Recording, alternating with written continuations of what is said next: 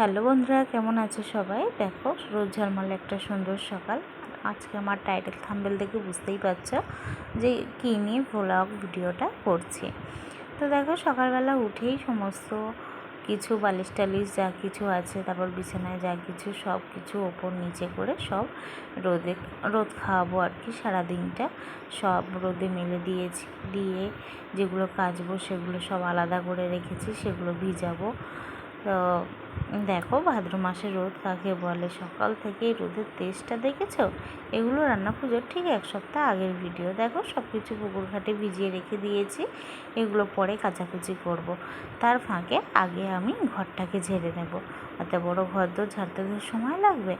এক সপ্তাহ আগে এটা ঠিক করেছি রান্না পুজোর, কারণ প্রত্যেক বছর এরকমই হয়। এক সপ্তাহ আগে থেকে প্রচণ্ড রোদ এটা ওটা দেবে, আর ঠিক রান্না পুজোর গায়ে গায়ে বৃষ্টি, যেটা তোমরা সবাই জানো। বৃষ্টিটা সব জায়গায় হয়েছে। তো ভাগ্যিস সব কিছু করে নিয়েছিলাম, না এলে তো পরে ভুগতেই হতো। তো বাপের বাড়িতে এইসব কিছু ছিল না, শ্বশুরবাড়িতে এসে রান্না পুজো প্রথম প্রথম সত্যিই খুব কষ্ট হতো। তারপর এখন মানিয়ে গেছে, করি সবটাই নিজের হাতে। তো তার এই ফোন ধরে ধরে ভিডিও করা ছোটো ছোটো করে কাজের মধ্যে সত্যি একটা অসম্ভব বিষয়। তো দেখো, কাজ করতে করতে দুপুরবেলা সমস্তটা সেরে যখন কেচে কুচে ছাদে আসি মিলবো বলে, কি প্রচণ্ড তাপ, মানে ছাদ এত গরম হয়ে গেছে, পা দেওয়াই যাচ্ছে না। অনেক কষ্টে জামাকাপড়গুলো মেলেছি। আর এটা হচ্ছে রান্না পুজোর দিনের ভিডিও। সকালবেলা উঠেছি, উঠে ভাবছি সারাদিনটা কীভাবে কাটবে, চিন্তাই তো মাথা খারাপ, ভালো লাগে না, যেন মনে হয় শুয়ে পড়ে থাকি। কিন্তু কি করব বলো, শুয়ে থাকলে কি হবে, কাজ তো করতেই হবে। তো ঘরের সব কিছু কাজকর্ম সেরে উঠে এবার তোমাদেরকে দেখাবো যে সকালবেলা উঠে কী করলাম কাজ। সকালে উঠেই তো আগে বাসি ঘরটাকে মুছে নিতে হবে, এত বড় ঘর তোর। তো যখন উঠেছি তখন ওয়েদারটা ভালো ছিল, তারপরেই যা প্রচণ্ড এক ঝাপটা বৃষ্টি হয়ে গেছে। বাপরে বাপ, অসম্ভব বৃষ্টি হয়েছে। ভাব, মনটা তো একদমই খারাপ হয়ে গেল যে দুদিন যা হয়েছে হয়েছে, আবার সেই বৃষ্টি। তো কিছু করার নেই, বৃষ্টি হলে কি আর কিছু করার আছে।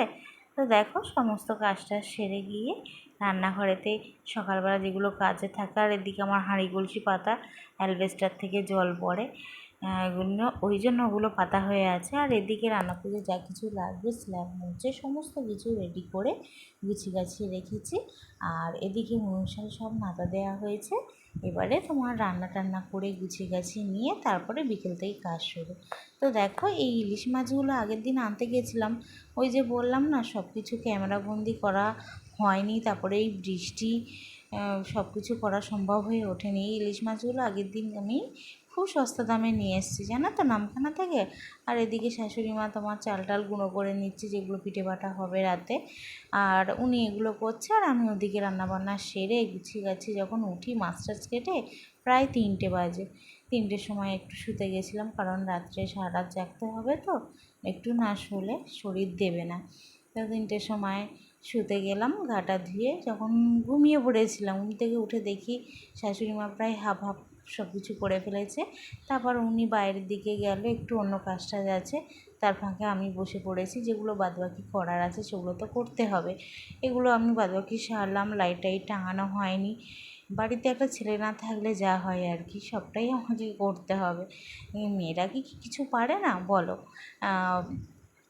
লাইট আছে, হ্যালোজিন আরও আছে, অন্ধকার হয়ে এসছে, হ্যালোজিন তো মারতে হবে, নাহলে অন্ধকারে মানে একটা লাইটের ওপরে তো সারা রাত রান্না করা সম্ভব নয়। তো দেখো, আমি এদিকে ঢ্যাঁড়স আর যা কিছু বাকি ছিল, নুন হলুদ মাখানো মাছ তো কেটে রেখে দিয়েইছিলাম দুপুরবেলা, জল ঝরতে দেওয়া ছিল। আর আনাজ যেগুলো কাটতে বাকি ছিল সেগুলো কেটে নিয়ে, আর এদিকে এই যে দেখো লাইট টাঙাচ্ছি। মেয়েরা কি না কি পারে বলো, যে রাঁধে সে চুলও বাঁধে, তাই না? শুধু কি এগুলো ছেলেদের কাজ? মেয়েরাও সব কিছু করতে পারে। তো শাশুড়ি মা তারপর চলে আসতে উনি বসলো, আর আমি এদিকে লাইট টাইটগুলো সব টাঙিয়ে আমি আমার ব্যবস্থা করে নিলাম। দেখো, ফাইনালি লাইট জ্বালাম, দেখো কত আলো।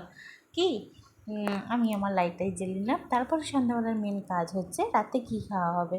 রাতে এটা প্রত্যেক বছরই ঘুগনি হয়, ঘুগনি মুড়ি খাওয়া হয় সন্ধ্যা থেকে, বা রাত্রে মুড়ি টুড়ি খেয়ে তারপরে আমরা রান্নায় বসি। তো ফার্স্ট রান্নার আগের প্রথম কাজ হচ্ছে আমাদের ভোগের হাঁড়ি। এটা শাশুড়ি মা বসায় ভোগের হাঁড়ি, স্নান করে এসে ভিজে গায়েতেই ভোগের হাঁড়িটা করবে। এর আবার অনেক নিয়ম, কথা বলা যাবে না, এই সেই নানান সাথে অনেক কিছু।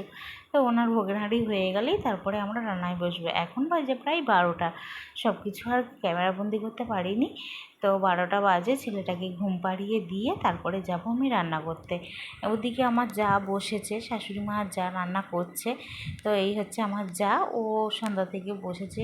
ও ভাজাভুজি যেগুলো থাকে আমাদের, সেগুলো 9 রকম প্রায় ওগুলো বসে বসে করেছে। তারপরে ছেলেকে ঘুম পাড়িয়ে দিয়ে এসে ওকে তুলে দিলাম, কারণ ও সন্ধ্যা থেকে বসেছে। তারপরে এবার আমি বসলাম, বসে যা কিছু করার ছিল, মানে পুঁইশাক ঘন্ট, তারপরে তোমার মাছের ঝাল টাল যা কিছু থাকে সেগুলো আমি সব সেরেছি। তারপর একবার ঘরে দেখলাম, বাচ্চা যেহেতু ছেলেটা ঘুমাচ্ছে তাকে দেখে এলাম। এদিকে প্রায় সব কিছু হয়ে এসছে শেষের পথে। তো দেখো ফাইনালি সব কিছু করে ফেলেছি, প্রায় তখন 1:30 বাজে। সব করে গুছিয়ে গাছি নিয়ে তো ভিডিওটা করে নিলাম। দেখো এত কিছু মেনু সব করে নিয়েছি। তো ছোট্ট একটা ভিডিওর মাধ্যমে সব কিছু তুলে ধরার চেষ্টা করেছি, আবার অনেক কিছু পারিনি। যাই হোক, কেমন হয়েছে অবশ্যই কমেন্ট করে জানিও। টাটা।